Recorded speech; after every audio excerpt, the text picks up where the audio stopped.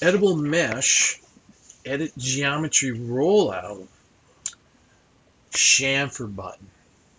So let's start off with creating a box. And I'm going to put in like 3 segments. All right, well, let's go with 2. Let's simplify it a little bit more here. All right, so we have 2 segments. We create a box.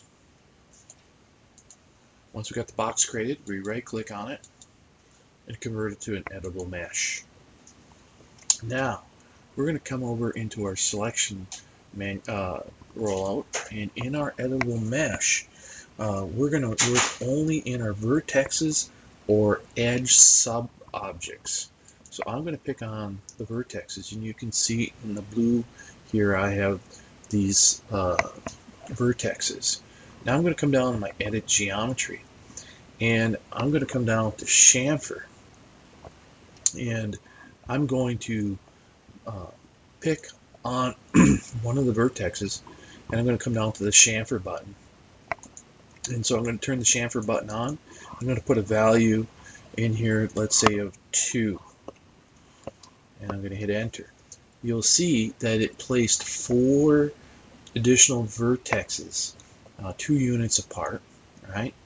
And you can see now that I have those chamfered in a diamond shape. So what could I do with that? Now I can come back in here and go on a face, for example, pick on those triangles that I've created now, and I could do something like select and move. So now I can grab a hold by those things, and I can pull on that face, for example, or I can come over here and pull on this face. All right, and I could go this way as well. Right.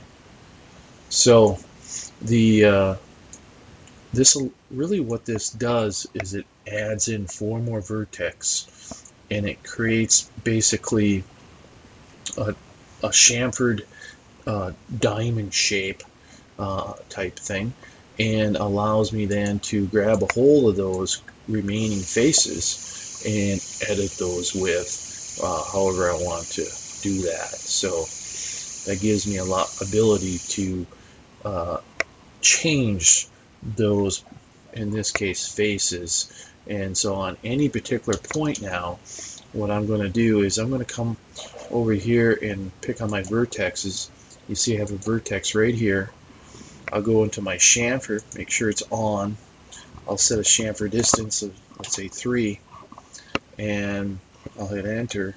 It creates these 4 extra vertexes, 3 units apart here.